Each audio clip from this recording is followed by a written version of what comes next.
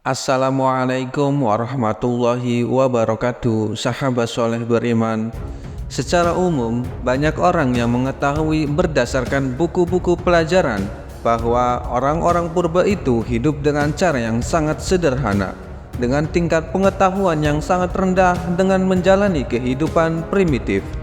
Akan tetapi, berdasarkan teks Al-Quran, manusia pertama yang hidup di muka bumi ini adalah Nabi Adam alaihi salam. Apakah dengan demikian Nabi Adam alaihi salam ini termasuk manusia purba?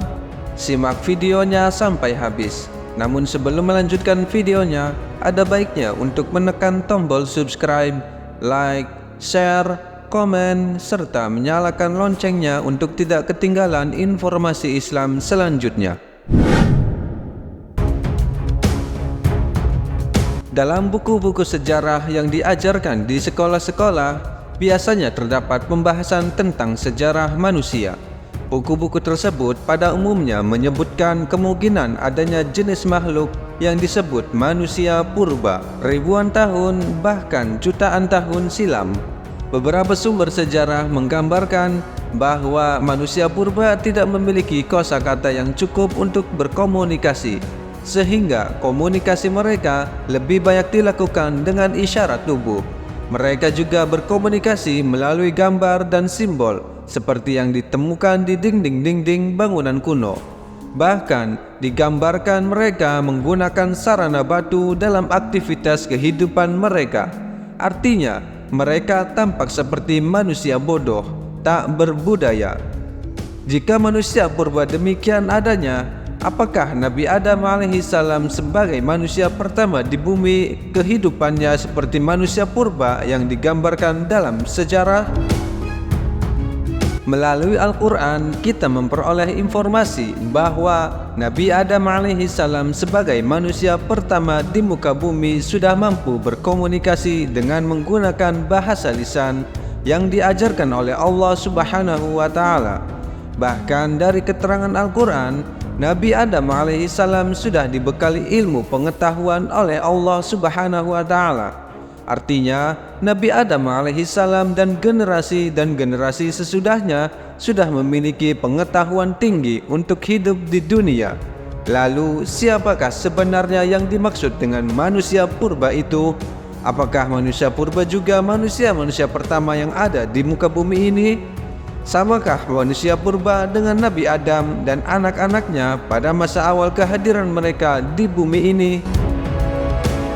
Al-Quran Surat Al-Baqarah ayat 30 menyebutkan, "Dan ingatlah ketika Tuhanmu berfirman kepada para malaikat, Aku hendak menjadikan khalifah di bumi. Mereka berkata, apakah engkau hendak menjadikan orang yang merusak dan menumpahkan darah di sana? Sedangkan kami bertasbih memujimu dan menyucikan namamu." Dia berfirman, "Sungguh aku mengetahui apa yang tidak kamu ketahui." Pakar-pakar tafsir Al-Quran sepakat bahwa khalifah yang dimaksud pada ayat itu tidak lain adalah Nabi Adam alaihissalam. Mereka juga menyimpulkan bahwa dengan demikian Nabi Adam merupakan manusia pertama yang diciptakan oleh Allah di dalam surga, kemudian diturunkan ke muka bumi ini. Sebagai khalifah yang mendapat tugas membangun dan memakmurkan bumi, Nabi Adam telah dibekali dengan ilmu pengetahuan. Allah Subhanahu wa Ta'ala berfirman, "Dan Dia ajarkan kepada Adam nama-nama benda semuanya. Kemudian Dia perlihatkan kepada para malaikat seraya berfirman, sebutkan kepadaku nama semua benda ini, jika kamu yang benar." Al-Quran Surah Al-Baqarah ayat 31. Dengan demikian, maka Nabi Adam alaihissalam dan keturunannya adalah manusia-manusia pertama yang telah memiliki ilmu pengetahuan.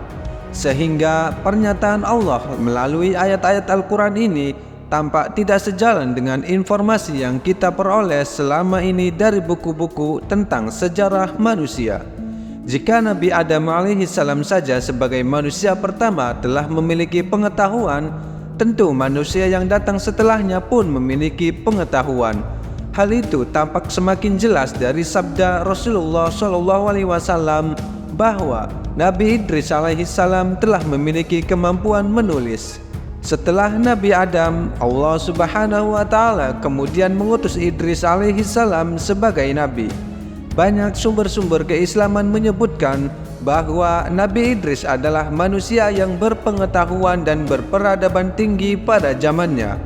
Dialah yang dimaksud dengan nabi yang pandai menulis seperti disebutkan dalam sebuah hadis. Rasulullah Shallallahu Alaihi Wasallam bersabda, ada seorang nabi yang menulis di atas pasir. Hadis riwayat Muslim. Dalam hadis lain yang diriwayatkan oleh Ibnu Hibban, Rasulullah Shallallahu Alaihi Wasallam bersabda bahwa Nabi Idris adalah manusia pertama yang menulis dengan pena.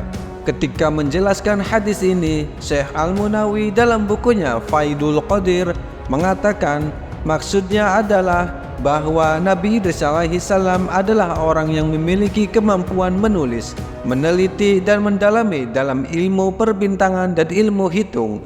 Ulama lain menjelaskan bahwa ilmu bintang yang dimaksud itu tidak berkaitan dengan ramalan nasib, tetapi lebih merupakan ilmu untuk mengetahui waktu-waktu beribadah. Nampaknya, informasi sejarah tentang manusia yang berkembang selama ini bersumber dari para ilmuwan yang mendukung teori evolusi. Mereka mengatakan bahwa manusia yang mereka sebut sebagai manusia purba itu adalah sebuah missing link atau mata rantai yang hilang dari ras manusia. Akan tetapi, para ilmuwan modern, terutama mereka yang berasal dari kalangan Islam, sama sekali tidak mengakui keberadaan fosil manusia purba. Jika kita melihat latar belakang orang-orang yang mendukung teori evolusi ini, kita dapat mengerti mengapa mereka bersikap demikian. Mereka umumnya berlatar belakang ateis yang tidak mempercayai adanya Tuhan. Oleh karena itu, mereka tidak mempunyai pijakan yang kuat mengenai siapa sebenarnya manusia pertama yang menempati planet bumi ini. Dengan begitu, mereka akhirnya berasumsi bahwa manusia yang sekarang adalah berasal dari manusia purba, sebuah sosok yang mereka ciptakan sendiri.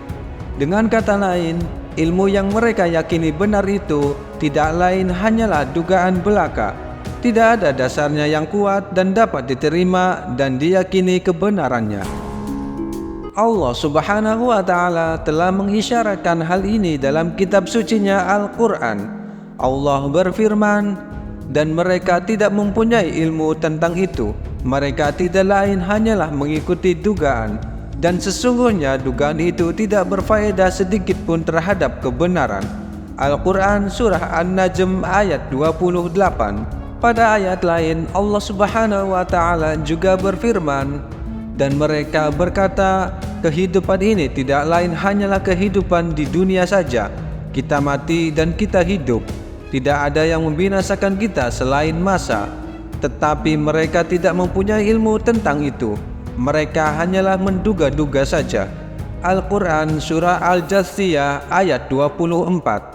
Melalui dua ayat ini, Allah hendak memberitahu kepada kita bahwa ilmu pengetahuan yang sebenarnya adalah ilmu yang dimiliki dasar pijakan yang kuat, yang bersumber pada kitab suci yang diturunkan oleh Allah kepada para nabi dan rasulnya. Allah Subhanahu wa Ta'ala berfirman, dan di antara mereka ada yang buta huruf, tidak memahami kitab kecuali hanya berangan-angan, dan mereka hanya menduga-duga. Al-Quran Surah Al-Baqarah ayat 78. Mengenai makhluk purbakala seperti manusia purba ini, termasuk juga hewan yang kita kenal dengan nama dinosaurus. Belakangan ini sudah banyak disangkal oleh ilmuwan modern. Beberapa temuan terakhir justru menunjukkan bahwa teori tentang manusia purba itu tidak benar adanya. Dengan kata lain, manusia purba yang kita kenal selama ini sebenarnya tidak pernah ada wujudnya sama sekali. Sayangnya, teori tentang manusia purba yang dikembangkan oleh para ilmuwan yang percaya kepada teori evolusi Darwin ini agaknya masih kita temukan sejumlah buku pelajaran di sekolah. Ilmuwan-ilmuwan barat yang sebagian besar menganut teori evolusi Darwin memasukkan Australopithecus atau rastra yang telah punah sebagai ras nenek moyang manusia. Padahal sejumlah temuan tengkorak yang ditemukan belakangan ini dan diperkirakan berusia jutaan tahun tidak ada yang mendukung teori itu. ada jurang lebar yang tidak mungkin menghubungkan antara kera dan manusia. Akhirnya, karena perbedaan yang mencolok antara manusia dan kera ini, mereka kemudian mengeluarkan teori baru yang mereka sebut dengan mata rantai yang hilang. Apa yang diakui oleh penganut teori evolusi sebagai ras manusia primitif oleh banyak ilmuwan modern dipandang tidak lain dari variasi ras manusia modern yang mereka besar-besarkan. Faktanya, kata mereka, tidak ditemukan satu fosil pun yang mendukung teori evolusi mereka. Di sisi lain, banyak orang berkeyakinan bahwa manusia purba tidak mengubur jenazah anggota keluarganya yang meninggal dunia, tetapi membiarkannya begitu saja di tempat meninggalnya atau melemparnya jauh-jauh.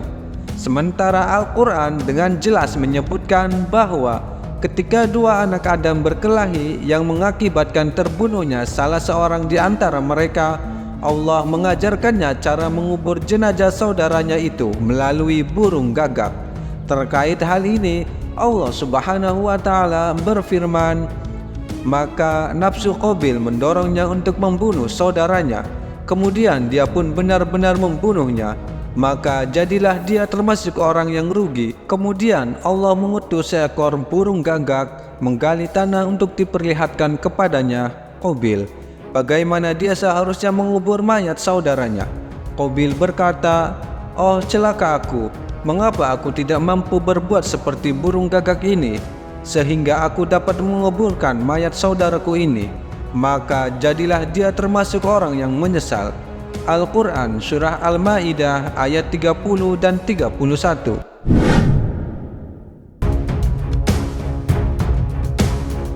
Sahabat soleh beriman, demikianlah sedikit informasi yang dapat kami bagikan. Semoga sahabat soleh beriman dapat mengambil hikmah dari informasi tersebut. Wallahu a'lam bishawab.